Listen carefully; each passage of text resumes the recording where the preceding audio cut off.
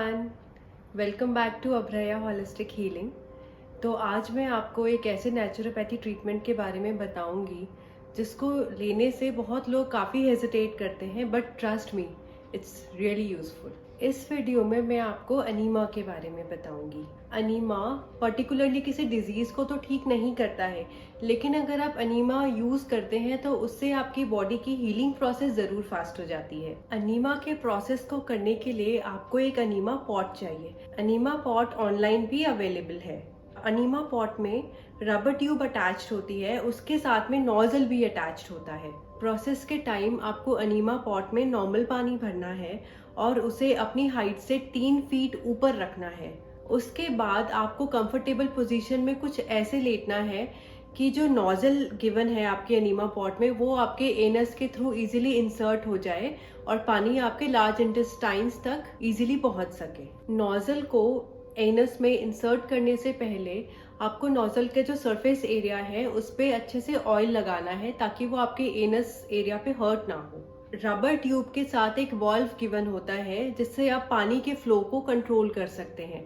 जैसे कि पानी का यूज हो गया तो वॉल्व बंद कर दिया, जब पानी का फ्लो हमें कंटिन्यू करना है तो वॉल्व को ओपन कर दिया।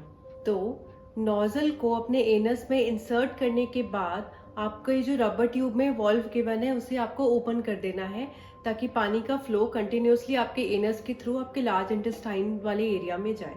जनरली 200 से 300 ml वाटर आपके रेक्टम के थ्रू पोर हो सकता है। एक बार पानी का पोर हो जाने के बाद जो रबर ट्यूब में आपकी नोजल गिवन है उसे आप क्लोज कर देंगे ताकि पानी का फ्लो बंद हो जाए। अनीमा पॉट का नोजल निकालने के बाद आपको 5 से 10 मिनट नॉर्मल वॉक करना है और साथ में पेट को भी रब करना है ताकि आपके इंटेस्टाइन्स क्लियर हो। उसके बाद जब आपको प्रेशर बनने लगे तो आप रेस्ट रूम जाके स्टूल के थ्रू उस पानी को निकाल दें।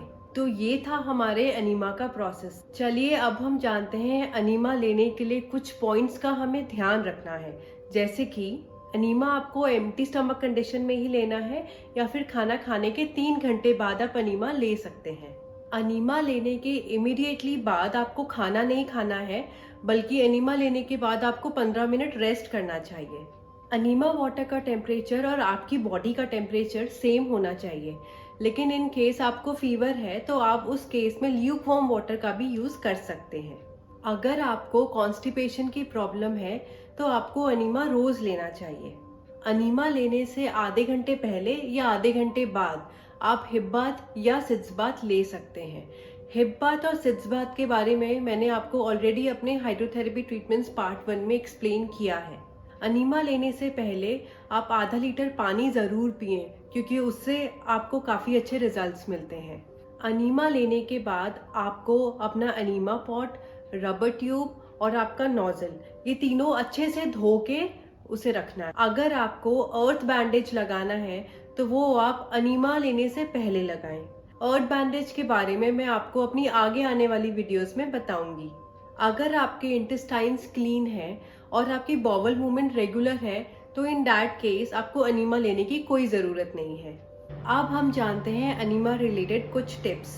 अगर आप मर्टल लीव्स को पानी में उबाल कर फिर छान कर उस पानी को एज अनीमा यूज़ करोगे तो उससे आपके ब्लीडिंग पाइल्स की प्रॉब्लम ठीक हो जाती है। अगर आप फिग ट्री लीव्स यानी अंजीर के पत्तों को 100 ग्राम लेंगे और अंजीर के जो रूट्स हैं वो 50 ग्राम लेके उसे पानी में उबालेंगे, फिर उसे छान के उसे ग्रीन बॉटल में सन के नीचे पूरे 1 दिन के लिए रखेंगे और उसके बाद फिर उसे एज एन अनीमा यूज करेंगे तो उसके काफी फायदे होते हैं हमारी बॉडी को, जैसे कि कोल्ड, हीट, बॉइल्स और वूंड को ठीक करता है।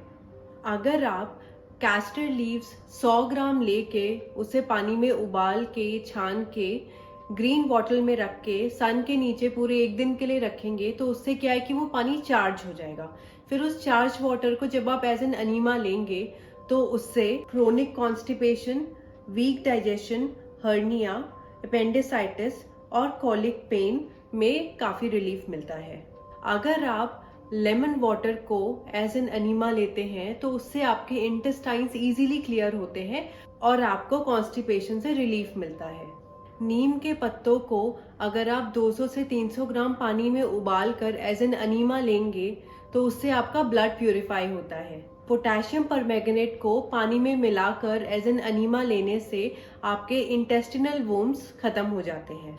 200 ग्राम इसबगोल पानी में मिलाकर एज अनीमा लेने से आपके अंदर का जो भी एक्स्ट्रा म्यूकस है वो रिमूव हो जाता है। 100 ग्राम अनियन जूस और 25 ग्राम गार्लिक जूस को एज एन अनीमा लेने से आपके अंदर के जो इंटेस्टिनल वुंड्स हैं वो मर जाते हैं।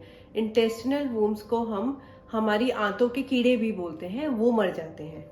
निरगुंडी लीव्स को जब आप पानी में उबाल कर उसे एज अनीमा लेते हो तो उससे आपकी बॉडी की जितनी भी इन्फ्लेमेशंस हैं वो ठीक हो जाती हैं। हमारा नेक्स्ट नेचुरल ट्रीटमेंट है आइस थेरेपी। आइस थेरेपी में हम आइस का यूज करेंगे। उस आइस को हम अपने बॉडी पार्ट पे लगाएंगे जिससे हमें काफी बेनिफिट्स होते हैं। नोज ब्लीडिंग के वक्त अगर आप एक कपड़े में आइस लेके उसे अपने नोज के ऊपर वाले एरियाज पे लगाएंगे तो उससे आपके नोज की जो ब्लीडिंग है वो रुक जाएगी। अगर आपकी बॉडी पे कहीं कट लग गया है और आपकी ब्लीडिंग नहीं रुक रही तो उस केस में आप क्या करेंगे, आइस पैक लेंगे और उसे उस एरिया पे लगाएंगे।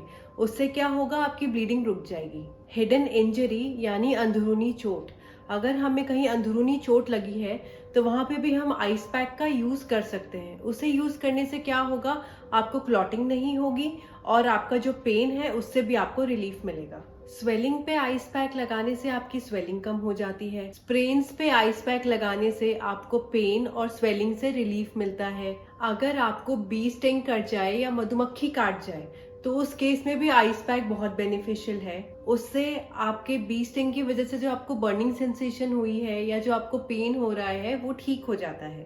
प्रिकली हीट में भी आइस पैक लगाने से रिलीफ मिलता है। So that's all about एनीमास and ice therapy. Naturopathy और नेचुरल ट्रीटमेंट्स को डिटेल में जानने के लिए डू सब्सक्राइब आवर चैनल। अगर आपको ये वीडियो पसंद आया तो do like and share our videos. So stay healthy and stay fit.